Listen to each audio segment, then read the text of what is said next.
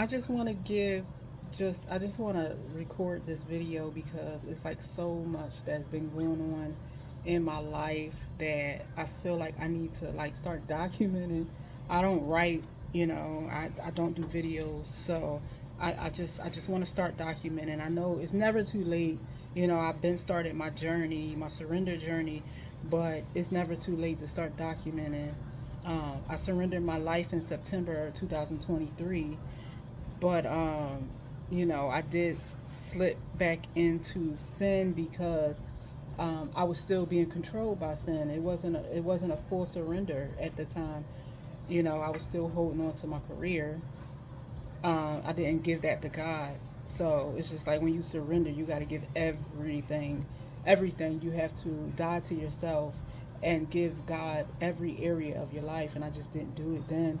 So I, went back to drinking, and and then from drinking, I, started hanging out with old friends that he told me to let go, because they, I'm going this way, I'm going this way, they going that way. So he wanted me to part from these people, so that I can be purified, so he can purify me, and go through the fire.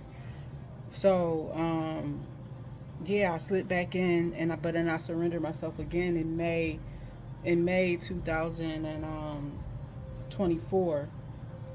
The beginning of May, I surrendered myself again, and that was because I was fed up at that point, because I was so dependent on God coming through with this TV show that I had did. And then I had started a season 2, and I thought that season 2 was going to get picked up, and they was going to pick up, the whole franchise. At that point, I was having talks with a few executives, but I was using my own strength, and I was doing it my own way. I did it the way I thought God wanted it, but that's not the way He wanted it, and He wanted me to let it go, and I couldn't let it go. And that's why I said my career in September, just couldn't give it to him. And I was working on a TV show, season 2, and I just couldn't give him that, because it was like, it was just something that I thought I knew the end to.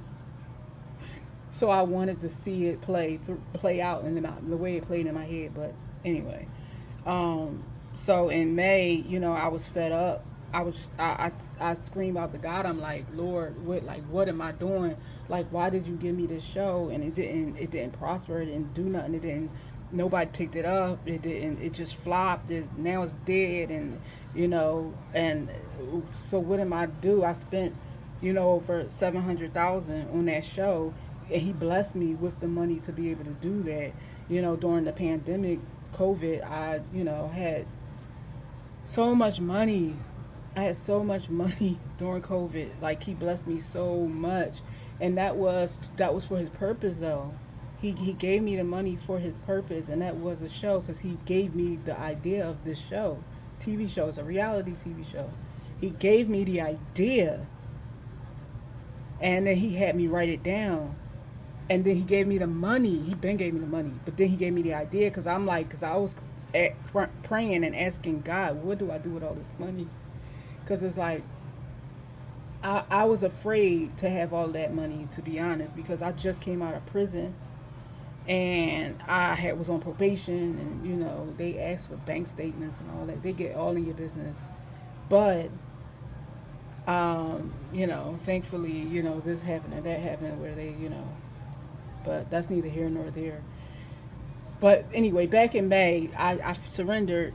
I surrendered again, because I was tired. I was tired of using my own strength. I was tired of the cycles. I was tired of drinking. I was tired of just doing nothing and not knowing what to do. Like, okay, Lord, the TV show flop. I thought I was going to be a TV producer. I guess not, because that didn't go nowhere. I don't want to be a real estate, and I don't want to be in real estate no more. I don't want to do credit repair no more. Like, I was just done. And He already dried up my clients for credit repair anyway, because I was dependent on Him solely for clients since I came out of prison, because I was, I was afraid to get back into it, but He led me back into it for a reason. And then, but on the condition to let Him provide the clients, to let him bring me the provision, to let him bring me the people. So I didn't advertise or anything like that. So it dried up by May. It was all the way dry by May. And so I'm just like, Lord, I don't know what to do. My money running out. Like, it was just, I just gave up and I surrendered again. But this time I surrendered everything, even my career. I surrendered everything this time. And the reason why, the cue, basically the cue for me to surrender, is like he always going to let you know when it's time. In September, he told me it was time. And it was time at that time. He brought me to my knees in September. That's when I surrendered in September. I gave up my friends, drinking. I gave up everything that, going out, everything that he told me to stop doing already. I stopped doing in September. But in May, he told me through people. September, it was a divine encounter. It was late at night in my room. I fell to my knees crying. I got sick. I had got sick from drinking this much alcohol. I don't even know how that happened. I mean, no, I didn't eat that much, but this much alcohol, like, it was no reason why I was that sick. But him that did that. To open my eyes, to wake me up, to let me know that this is not what I have for you. This is not the life that you're going to continue to live this day moving forward. So that was that. But in May, it was through people. So that morning was on a Sunday. That morning, and that was on a Sunday too. That's crazy. On September 17th. So in May, it was May 5th, 2024. Somebody that morning, they said we was talking, and they said something about 2 weeks. And when I heard it, I'm like, 2 weeks? That sound like, that hit me. Like, it hit me like in my spirit. It hit me deeper than just a regular conversation. And I'm like, why did that 2 weeks just hit me like that? So I just ignored it. And then I went to church. And it was a guest speaker. She was up there. She was talking. And she said, the Lord said, give him 2 weeks. Just give him, she said it again, give him 2 weeks. And he's going to turn everything around for you. And I'm like, that sounds good. That sounds real good, because I really need something to be turned around right now in my life. So I said, Lord, I get it. I mean, I take heed. I hear you. I'm going to give you 2 weeks. And that was fast. He wanted me to fast for 2 weeks. So I said, okay, I'm fasting. And, no liquor, obviously, when you fast, no alcohol. So I'm like, okay, I'm going to give up alcohol for these 2 weeks. And I wasn't even drinking like that, though. I wasn't even drinking like that, because every time I drank, I felt guilty. After September, every time I drank, I felt guilty. So I didn't even want to drink no more. But it's like the sin in me, the spirit behind me kept saying, drink, drink, drink. And I really didn't even want to drink. But I just drank just because. Anyway, but I wasn't drinking hard. But it was still controlling me.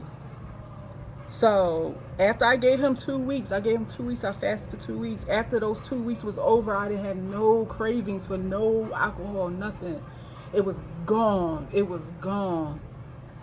I didn't have no craving for alcohol. I didn't even care. And even TV, even like little things like watching reality TV. I like reality TV. I've been watching reality TV since it started. The Real World. I've been watching it since reality TV began. And that is another reason why he had me going to reality TV. He's very strategic, the Lord. So he had me watching reality TV since the beginning, because he was building me up to be a great TV producer. And it's like, I know the ins and outs. I know all of that just by watching it. But anyway, I went back to watching reality TV, and I was like, I remember it was Love Island. It was Love Island. I went back to watch Love Island. And they started, it was just like the curse words was just like ringing in my ears. And then like the vulgarness and all of that sexual stuff, it just made me like cringe. And I was just like, I don't want to watch this. And it was just crazy how everything in my, like, everything I saw was just so different. Everything was just so different to me, and that fast in 2 weeks. So after that, I just committed myself. It was easier, and I didn't even know at the time that he blessed me, graced me with the spirit of faith, the gift of faith. So he blessed me with the gift of faith. I didn't even know that there was a such thing until later on in my walk. That he given me the gift of faith, and that was to help me to not give up, to not quit, to not go back, to not be weary all the time or whatever. So after that, in May, after that experience, I just kept going. And then I started hearing from him. I started hearing from him clearer. The more he took the clogs out of my ear, the more he took the veils off my eyes. Every day, another layer was lifted off. Well, not every day, but every month I was getting closer and closer to him, just by reading his word, by praying in a whole different kind of way, prayer that I never even done before. And he started revealing things to me. He started revealing promises to me, and I already knew one promise because my bishop from my church, he spoke it out through bishop. He spoke it through bishop during a church service, that I was going to be a millionaire. So I already knew that, and that was a seed that I held on to that whole time, because that was in 2022. So that whole time after my surrender and everything that I was going through, that I held on to that seed. But since then, he gave me more. He gave me more promises. Promises, of a husband, promises of a home, a nice home, not just a regular old, house. Talking about a mansion, and a career, a real career in the TV industry, breaking through, like high status, top position type executive status. Not, I was already in, well, it was my own company. I was executive producer in my own company because I was funding it. I was creating the ideas and I was funding the ideas. So I was the executive producer of my own company. But this is going to be something much bigger. But he gave me those promises, and that just charged me up even more. But it's like I wasn't aligned to his will all the way yet, because there was still things I had to let go. So he put me through the refining fire, so hard. Like, the fire was so hard. There was so many tests. It was a lot of tests in the fire, a lot of tests of my everything.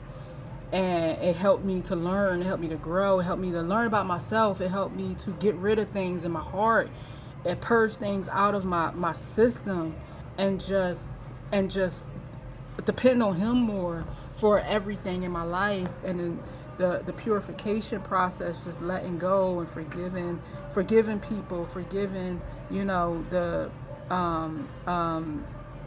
trauma, letting go, and healing and being delivered. It was just so much. And I did all of this in my house. Then in July, I was still going through the purification. I was still going through the refining fire. But July, he said it's time to let go of your finances. So by July, I forget what date, but July 17th. Actually, let me back up, because he told me, he was telling me to let go of my finances way before July. He was telling me to let go of my job since the beginning of that year, 2024.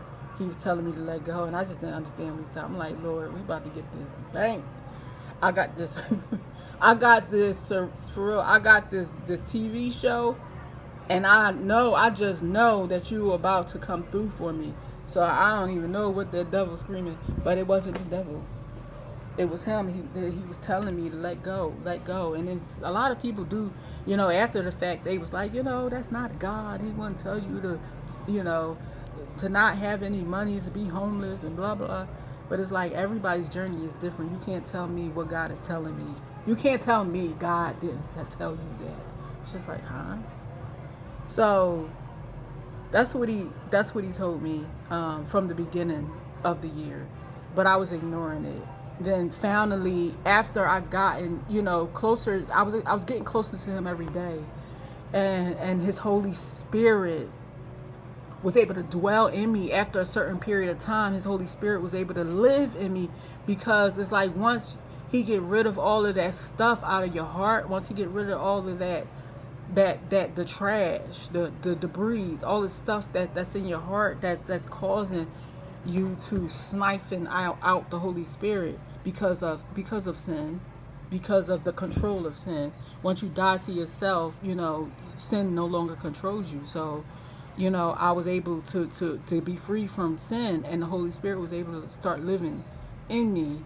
And that's when I was able to understand God better, and like feel his heart, feel what he's thinking, feel what he wanted for me. I was able to just that closeness, that it's a closeness that you can't get when you in church and stuff like that. It's different. It's different. So I started feeling that, and I knew that he was telling me to do that. And then it was one night in July, I was watching a prophet on YouTube, because he had me start watching YouTube. It was a couple of prophets he had me watch on YouTube. And so I started watching YouTube, and I was watching her that night. And her message was, you heard from God. He told you to give it, but you're not doing it. You have to let it go. You have to, in order to receive the blessings, in order to get over this hump, in order to step into the next what God has for you. You have to give it up. You have to give it up. And it hit me. My spirit told me what it was right away. And that was the money in my account. Back up. That before that, I let go of my jobs. So I let go of the credit repair, which was nothing anyway, because I ain't had no more clients. I let go of the real estate with the developer, which was really nothing. I wasn't even going there no more anyway. He was just giving me checks because of probation. So probation could stay off my back. I was getting checks from him. He was just looking out. So I wasn't really working for him. He was just giving me checks, free checks. So I just said, you can start giving me the checks. The credit repair, I just told them I'm done. No more files, sorry. And the TV production wasn't really nothing anyway. The TV production wasn't nothing. I was funding my TV production with the credit repair, so it was like that was dried up, so that's dried up. So it was just like I just let it go. I let it all go. But I had money in my account, and that's what he kept telling me to let go of, the money in my account as well. And I'm like, Lord, that's mortgage payments, that's bill payments for the next, I don't know, 6 months or whatever. I'm like, I need that, to hold on, because I don't know when you're going to bless me. So we got to, have a backup plan. But he's like, no, give it up. And that's when I saw her video. And that's when it hit me. So I gave it. Oh, no, I was like, okay, I'm going to give it to the church on Sunday. And he was like, no. He pointed at her, the girl. He said, give it. He said, give it to her. Shout out to Prophet Productions. He said, give it to her. And I said, I don't even know, give it to her. I don't even know her. Like, what? Like, what are you talking about? How about I give half to her, then half to church? No, give it to her. So I didn't even wait, because the longer I wait, the more I'm going to think about it, and the more I'm going to overthink, and the more I'm not going to do it. So I just did it. I just jumped up from the bed, and I went, turned my computer on, and, she said, all of her information was in the description box. I just Zelled her all of the money. And I sent her an email, and I was crying my eyes out too. I sent her an email, and then I passed out.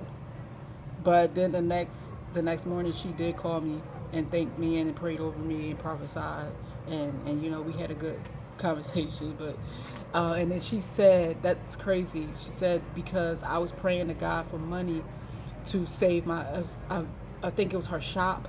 She was trying to save her shop. She needed money for the rent, and he came through. That she said it was just enough.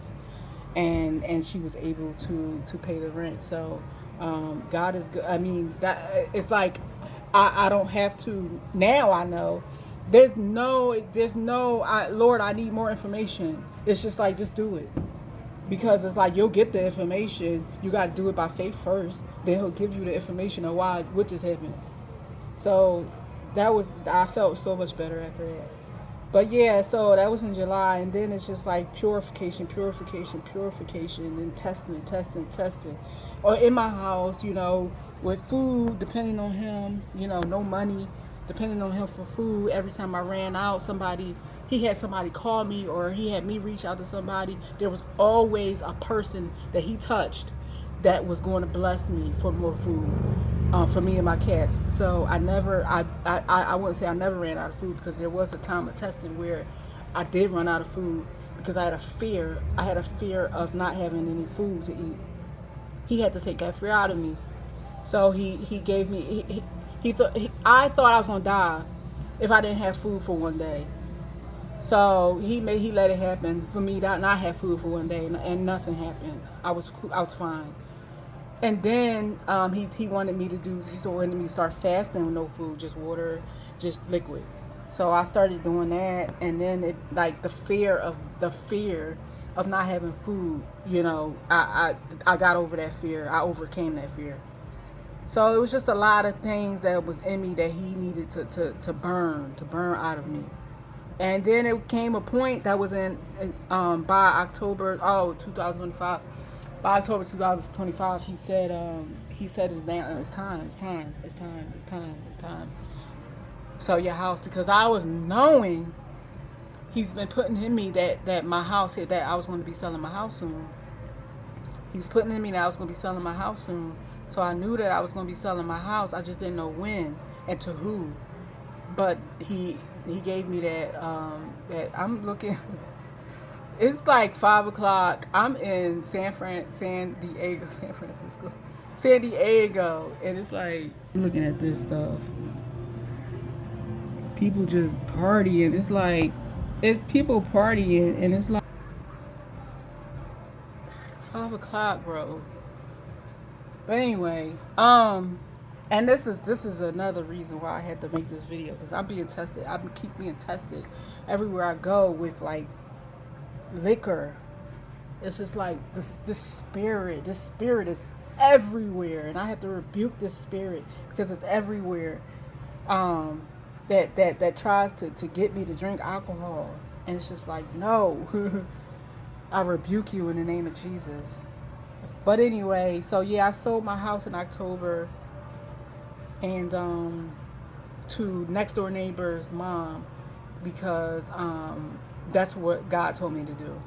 I had an investor that was willing to pay all cash and just wipe it right out, the loan, and give me extra, but God was telling me to sell it to her. So she took over the loan, but she did give me she gave me $1,000 to leave with, because I had to leave.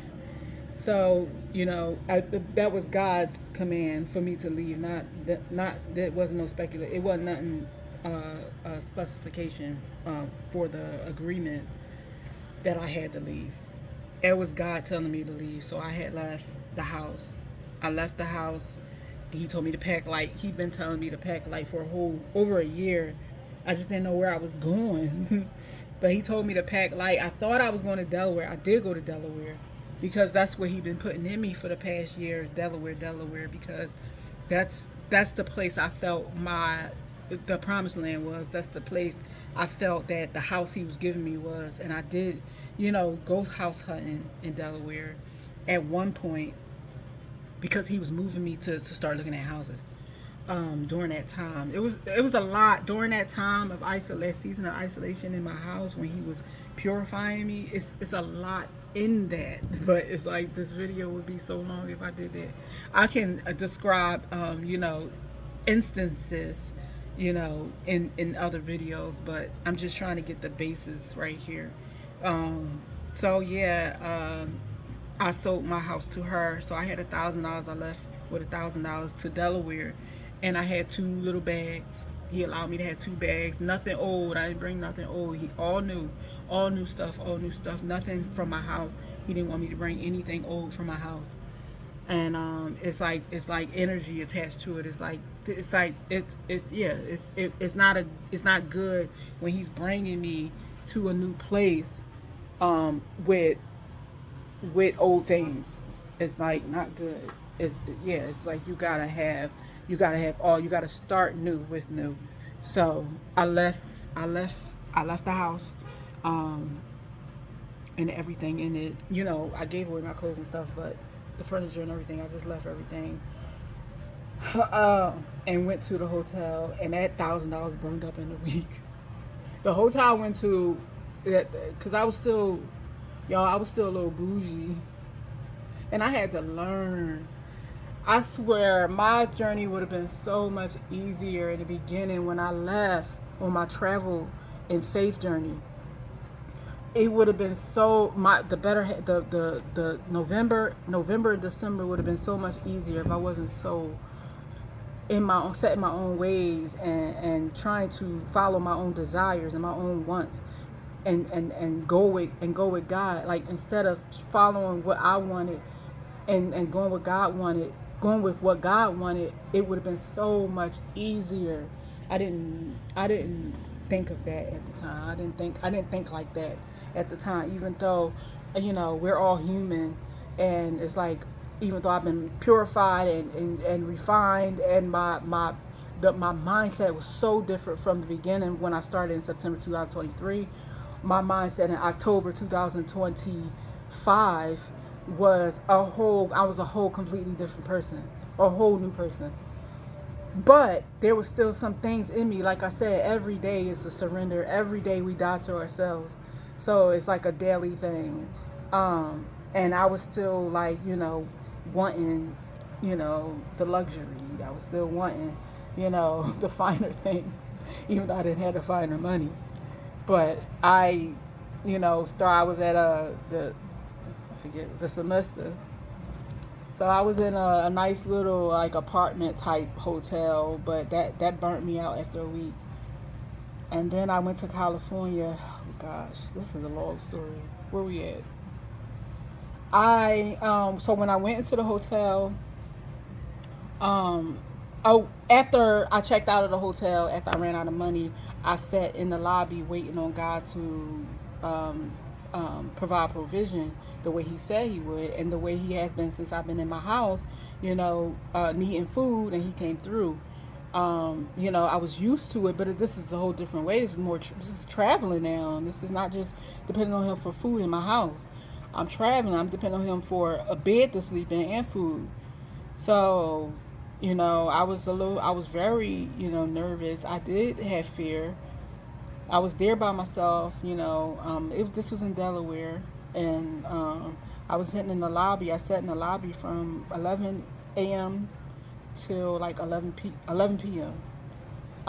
But during that time, it's like He only gave me one instruction, and that was to reach out to the construction person, this construction guy that I had met. I literally just met before I left. And he was planning. I linked him with the next door neighbor's mom so that she can get the rehab done through his company. And then me and him just clicked because he's a man of God, and we were talking about how much we love God, and we just spiritually clicked. So we kept in touch.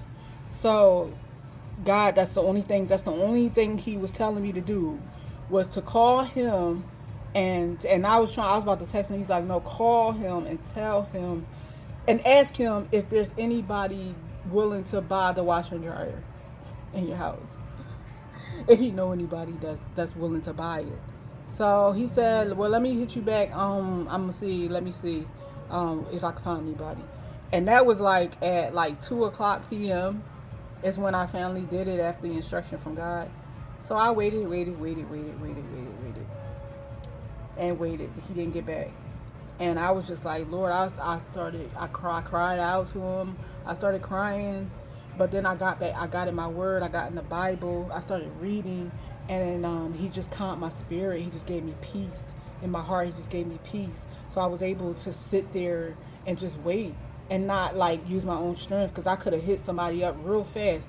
I could have hit the developer that I was working for real estate, because he's a millionaire. I could have hit him up at any time, like, George, send me some money. But that's using my own strength. Then what's the purpose? What's the point of stepping out in faith when I'm going to cheat like that? Then it's like I might as well just go back, because that's going back. So I might as well literally go back too. So I just waited and waited and waited, and then waited, and then they said, you gotta leave.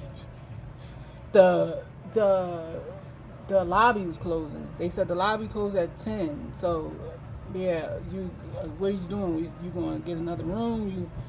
And I'm like, I don't have the money. I had to explain to them. And then they said, well, did you call a shelter? So I was like, no, I guess I'll just call shelters. No, we all three of us, the two people in the front desk and me, we were calling shelters, and they was trying to help me to get a shelter, and everybody was saying we full. God didn't want that.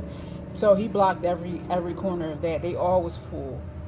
And I was just like, okay, so I don't know what to do, Lord. Like, there's no other options. You only gave me one instruction, and he didn't come through. He probably sleep. Like, so I don't know what to do. And they was like, well, we gonna call the patrol to like because maybe they can help you. That's all we can do. So they called the cops, and the patrol came, and he was just like, yeah, what are you trying to do? I said, we already called the shelter, because he was giving me shelter information. And so he said, well, all I can do is take you to a truck stop. He said that they at least, got like, somewhere you can sit and you can charge your phone and stuff like that. He said, but I don't know any other place at this time of night. So I'm like, a truck stop? What? So I'm like, okay, whatever. I'm like, Lord, what is going on? You're not taking me you didn't send me here to take me to a truck stop. So I'm just still having faith. And I text him. His name is Terry, the contractor. I text him. I said, the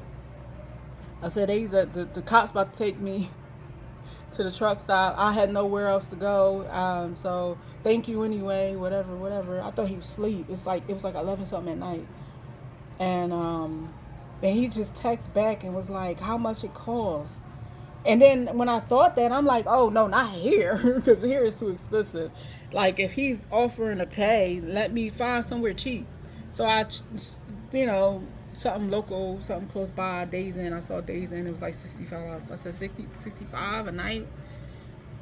And then all of a sudden, he said, what's your Cash App? I sent him my Cash App, and he sent me money. He sent me $400. And I was just like, wow, Lord. So that was my first test of running out of money on this travel and faith journey. That was my first test. And I believe I passed it, because I didn't use my own strength. I didn't go crazy out of fear. We use our own strength. We say forget God's will when the fear takes over us. So I didn't let the fear take over me. And he came through last minute, but he came through, and I had somewhere to sleep that night. But ever since then, it's like I had somewhere to sleep. But while I went to Days Inn, then I went to another place, Red Roof or something. Red Roof. And he sent me more money. He sent me like $2 something, but he was like, I can't keep sending you this. He's like, what's your plan? I'm like, I don't have no plans. I stopped planning anything in May 2024. I stopped planning anything. I had no plan. I didn't want to plan. I don't want nobody planning for me. I ain't planning nothing. God has planned my life already. He's already planned. So I'm not planning on top of his plan. And I'm like, So, but he was like, yeah, but you need to know, like, what, like, what are you going to do? But he was like, look, I got this pastor. He has this housing program, but that's in California. He said, I don't know how you feel about going to California. And I was like, oh my God. Because it's like over the past year or so, over the past couple of years, after the whole 2025, before I left, and half of 2024, God has been putting it into me. California, Los Angeles. And it's like through little signs and things, just like signs, literal signs, people saying it out their mouths and it's resonating. I buy a bag to go to leave to travel. He allowed me to buy a small bag. I bought a roller bag, but then he allowed me to buy another bag because I'm like, Lord, this ain't gonna fit. Like all my stuff, my new stuff ain't gonna fit in this little bag. So he allowed me to buy another one. And when I went to Ross, he pointed one out to me. I grabbed it. I just grabbed it and bought it. But then later I looked at it and said Los Angeles, California on it. I didn't even see that scribed on there. It said Los Angeles. But it's like little signs everywhere. And then he said that. I was like, okay, Lord, I'm going. I'm going. And you already prepared my heart to go to California, so let's go. But I ain't got no money. So I said, Lord, it's $500 for a one-way ticket. It's $500 for a one-way ticket, Lord. So how in the world I'm going to get the money to get this ticket? I'm not asking unless Lord, you're going to have me ask more people because I already, people already knew, like the mom, my next door neighbor, like they already knew what I just did, the journey, and I ran out of money, so they were talking about that they was going to help me with a ticket. But he's like, no. Look, he reminded me of the emails I was getting right before I left. I was getting these emails in September and October. I think August too. I was getting these emails saying your miles are about to expire on American Airlines. Your miles are about to expire. Your miles are about to expire. He reminded me of those emails, and I was like, oh yeah, that's right. I got miles. So I had looked and saw my miles, and redeemed it for the ticket, and I only had to pay $75. So that was just enough because that's all I had. I only had $120. So I used that, and then I used the rest for Uber, and I was able to get here. I was able to get to California with nothing, $15, and my two bags. My whole life, that was all I had. $15 in his two bags of just stuff I needed to travel, like clothes and toiletries and stuff. So that's it. And since then, it's like he's been taking care of me. Like I kept thinking at first, worst case scenario, I'm gonna be homeless, I'm not gonna have no food, whatever, and it never happened. Worst case scenario never happened. He always provided one way or another through people. So it's like, but I had to be obedient, and like I couldn't. Pride left the door years ago. Pride left the door when I was refined. So it's just like I didn't mind hitting anybody up and asking them for money. So that's what I was doing for a couple of weeks. But then it like every 2 weeks it was a shift. A shift happened. First it was like, people pouring into me. Then it was me asking. Then it was me borrowing. Then it was like all the above. Then it was like every 2 weeks it was like a different way that he was providing for me. But now it's like back in credit repair. I'm just like, what, Lord? Slowly he put me back in here. Because first I was doing referral files for the person I sold the credit repair business to. I was giving him referral files. Then all of a sudden, he kept urging me. I thought it was the devil. I really did. I thought it was the devil saying, I'm not going backwards. I am not going back in credit repair, Lord. I'm listening. I'm not going back. But it was him the whole time telling me. Because when I started doing it, I wasn't getting the conviction. I was getting strength. Because it's like when you do something, an assignment that he gives you the strength to do it. And you're not fatigued. You're not headache, nothing. It's like, when you're using your own strength because you get tired after you do something if you're using your own strength. But if you're doing something that he assigns you to do, that he told you to do, then you're not worn. You won't ever get worn out at all. So once I did one file, and it was like forced. I was forced to do the file. The guy, George, the one who had the real estate business that was giving me checks. Um, I did his file only because the guy I sold the business to, he refused. He said, "I'm not doing this file no more because this man is too demanding. He wants me to work on his file around the clock. This is like, no, this is not how it works." So I'm like, okay, I'll just do it. I'll just do it. So, and he God allowed me to do that. But after that, it was just like he eased me back into it. But it's like I know it's very temporary, and it's only certain people because I'm not shopping around. I'm not advertising nothing. It's people he bringing me. So it's just like they're getting their credit repaired for a reason. This is part of their journey. So it's just like I can't interfere. This ain't got nothing to do with me. And in the meantime, God is providing financially through this. So it just all works out for right now. And it's just like I don't know what's next. I went to LA. I would travel all around LA. I would going in circles, literally, like going up the hill, down the hill, up the hill, down the hill,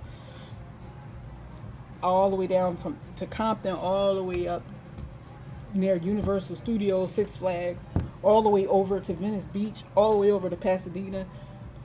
And then I went to Santa Barbara.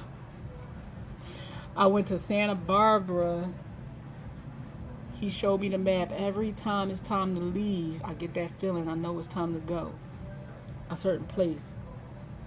And before, in November, December, I used to sit and wait for provision and cry. Oh, Lord, please send provision. I don't want to go through this no more.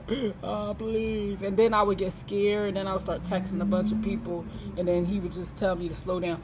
And I realized that the people I was texting, if they saying no, or if they saying, sorry, can't help you, or they saying, dang, you should have hit me up yesterday. I had it yesterday, or I can't. I'll get paid next week. He didn't. That's not the people he told me to hit up. So I realized that the person that say yes is like that person he prepared already. He prepared that person already to say yes. So it's just like all I had to do was wait on him to tell me what person to hit up, or wait for this person to hit me up, or to just wait for something to come to me. But instead, I let fear take over for like the whole November, most of December, until I was just like worn out, and I was just doing bougie stuff, hotel. And when he kept pointing me to hostels, and I'm like, what is a hostel? What are you talking about, Lord? I'm not going to no brothel. I thought it was a brothel. But it's not a brothel. A hostel is just like shared space. But he eased me into that because I first did an Airbnb with rooms with a shared kitchen. And then I did an Airbnb with a shared bathroom. And he was just easing me into it. Then I did a hostel with my own room but a shared kitchen and bathroom. And then till finally I was comfortable with a 4-room hostel. Because I just like my privacy. I just want my space. I want my privacy. This is a hostel right here. Look.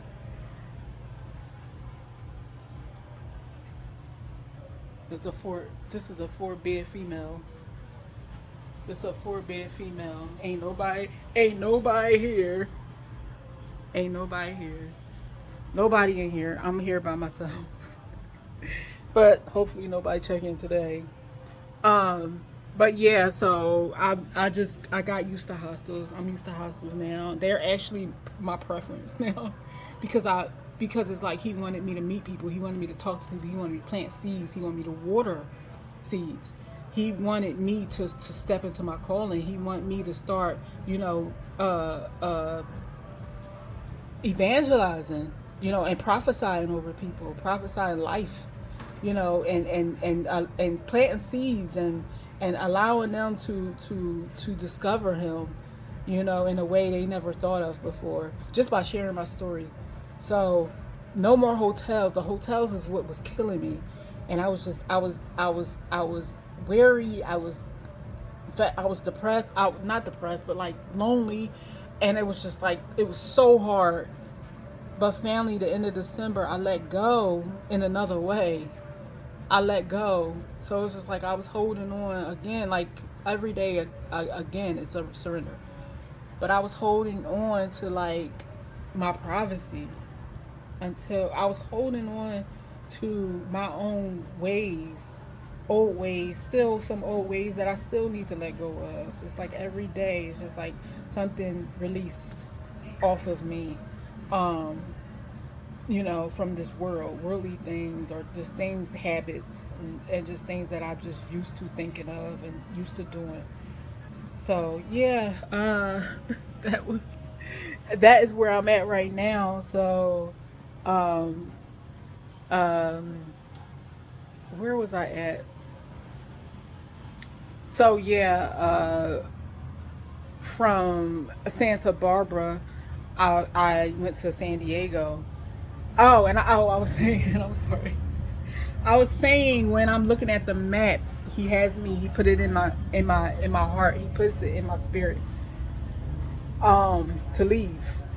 Like he'll put in my head. I'll hear it in my head. One more day, or I'll hear book 3 nights. Like here, I heard book 3 nights. And this is like I'm improving. I'm getting better with hearing from God. So it's just like there's no more confusion. There's no more double mindedness. Like, Lord, did you say that? Was that me? Was that you? Like, no, I know that's him.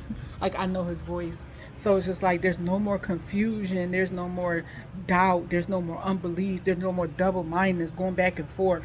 It's just like it's so much easier now. It's so much smoother now. I'm floating now. I'm not treading and trying to fight the current. I'm moving with the current now by just floating and just allowing his spirit to just guide me and lead me to wherever it is. And wherever he want me to go, wherever in the world, because I don't even know what's next.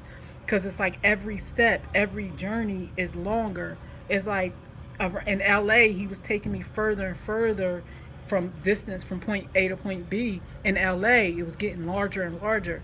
Then he had me go all the way to Santa Barbara, which was the longest journey I had since in LA. That was like almost 4 hours.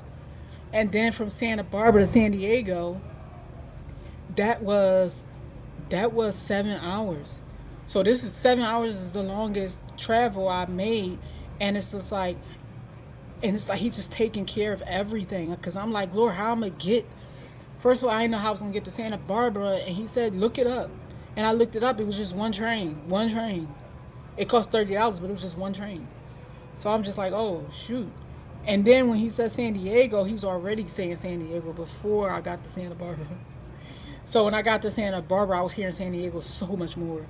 And then that's when that's when he put it in my spirit to look at San Diego, the train to San Diego. It was one train, and a bus. But actually, I didn't even catch the bus when I got to San. I walked. And I've been walking a lot lately because he's been leading me to walk.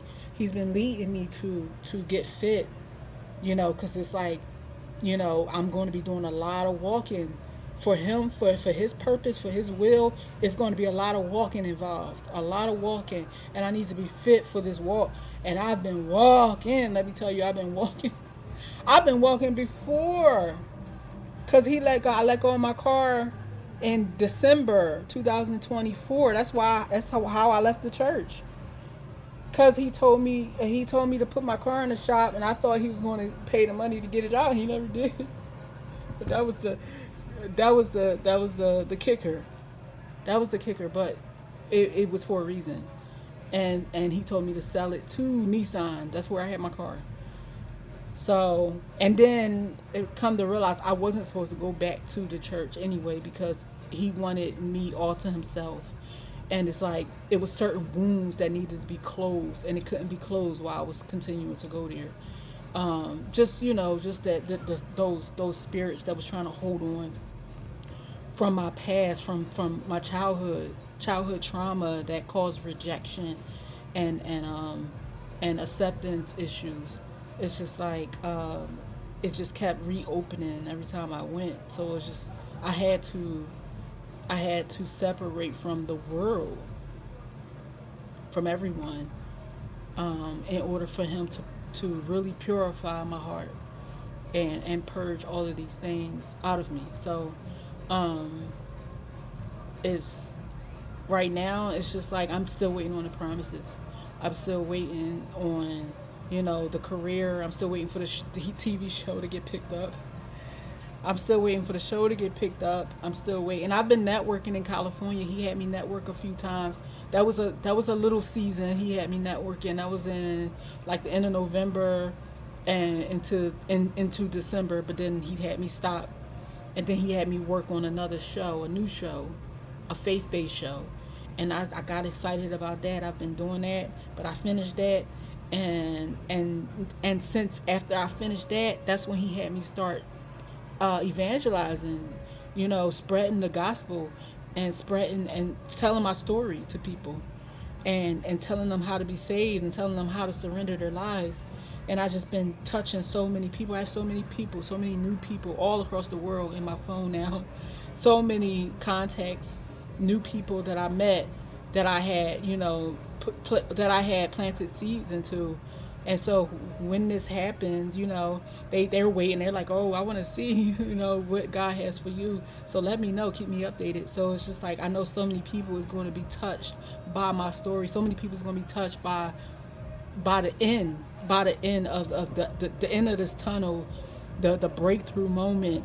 They're going to see what God really does for those who look towards Him and love them with all of their hearts, truly love Him with all of their hearts, and not just say it, but really mean it. And those who are righteous in His sight, and we are only righteous in His sight because of His Holy Spirit, that lives in us. So those are the people He are blessing in this hour, and judgment is here, and it's like He's separating the wheat from the tare, and it's and the good. You're going to see the difference. You're going to see the sheep versus the goat. You're going to see the difference in God's people. His body is being separated because it needs to, in order to be whole again, it has to be cleansed. And it's like He's prepared me for this moment so that I can be a help in the harvest, so I can help with the harvesting of the souls, of the many souls during this year of revival. This is a year of revival. So I'm going to be a helper in that financially, and that is why He allowed my finances to be attacked, because that's the place where He's blessing me. He's blessing me financially in such a way that no man has heard, no man has heard, no man has seen before, in this generation at least. The things that He is about to do for me, and that is what I believe. That's what I've been standing on 10 toes. I've been standing on since my surrender, because that's what He promised me through my bishop. But then after that, he made me the other promises. I'm waiting on my husband. I'm waiting on this house.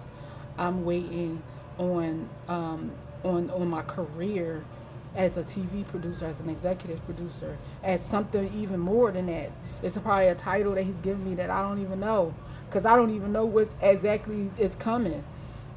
I know the end goal, and I know His purpose. I know His will for my life. I know my calling. I just don't know how everything gonna play out. But we're about to see, and we're about to see, people fall. We're about to see people get raised up in this hour. But it's all for the glory of God. It's all for His kingdom. It's all for just to prepare His bride to be spotless before His return. He's coming back. Jesus is coming back, and before His return, He needs to see a spotless bride. Like his body has to be spotless. So, He's revival has to happen this year. It happened because we don't have that much time left. We don't have that much time left, and war is coming. A lot of distractions is coming. A lot of plagues, and just a lot of just a manufactured type stuff from the government, and then from other countries. It's just a lot of stuff that they plant that God has already allowed. This is His will. He's the author and finisher of everything, not just our faith, just everything. He's the author. So He has the final say. So yeah, that's my testimony for now.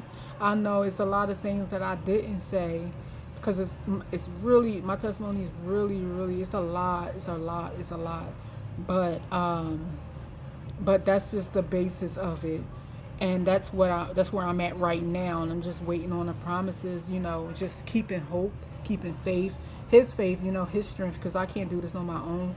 I don't have the strength to hold on in the way I am. It's all him. It's all his spirit that's allowing me to hold on and keep the faith, and just to keep going and not look back, and not think about the past. There's of course there's gonna be attacks. I get attacked almost, and now almost every, especially in San Diego. It's all in Santa Barbara. Every corner was a winery. She's like, how that was like corners, like in Philly's corner stores. Every corner in Santa Barbara was a winery. I said, what is that? Like, do you guys have enough? Do you think you have enough? And now here it's all bars and liquor. And it's just, and then the spirits is rampant. The spirits just hit me, attack me. I'm just like, oh shoot. Like, it's everywhere. These spirits is everywhere. The spirit of alcohol, whatever you want to call that spirit. But it's been hitting me. Addiction, spirit of addiction. It's been hitting me hard. But I don't give in. It's just but I don't even want to have the thought. I don't even want to have the thought. I feel like if I have the thought, I'm sinning. But it's like sin no longer. It's like God wouldn't even allow me to do it. Even if I tried to entertain it, He wouldn't allow it, because sin it's not even possible. Because I'm not being controlled by sin, and the enemy doesn't control me. The Holy Spirit controls me. So the Holy Spirit, at the end of the day, has the last say. And so I know I'm not going to drink. And I don't even like the thought. And so I have to rebuke the spirit giving me those thoughts. But yeah, I'm just right now, just like I have just enough to get through with these hostels. The hostels are so much cheaper. If I would have started in November with hostels, I would have been so fine. Because I burnt, in just November, I burnt like $5,000. If I would have had $5,000 right now, I could live in a hostel for a year. I would have been set. I would have had no warfare. But then it was like, what would have been the point? If you would have been set, you would have been chilling, no warfare, no nothing. Like, it would have just been pointless. The whole journey would just, like, I had to go through that in order to learn, in order to grow, and in order to ascend. And when I ascend, I get closer to God, and that is the whole purpose. Because He needs me high. He needs me high enough. He needs me to come higher. He needs me to go deeper in order for Him to pour out His glory on me. Because His glory, the light that he needs me to shine on people in these dark days, it's going to save so many people. So I'm preparing. He's preparing. I'm preparing. He's preparing me. He's stretching my tent pegs. He's opening me up wide so that He can be able to pour in His glory, His presence on me, upon me. And it's for other people. It's not for me. It's for other people. He's going to pour out His glory on me. I'm going to be a glory carrier. And that's another thing that He promised me. I'm going to be a glory carrier. And then He's going to wipe away like all the fears that I have. And He's just going to deliver me once and for all. And I just can't wait for all of this stuff to start rolling out. Amos 9:13. On one hill after the other, it's going to just keep coming. It's going to keep coming. And it's going to come so fast that my head is going to swim. I am standing on that. I am standing on that. In the name of Jesus. I thank you all. Whoever's watching, actually, I don't even know if I'm posting this, to be honest. But if I post it, then it's for God's glory. It's not for me. It don't have nothing to do with me. I got to remember that. Nothing has nothing to do with me. And I have to stop thinking about what I want and my own desires, because that gets in the way of what God is trying to tell me. It gets in the way of His instruction. But anyway, I'll talk to you guys later. I'll post another video hopefully soon.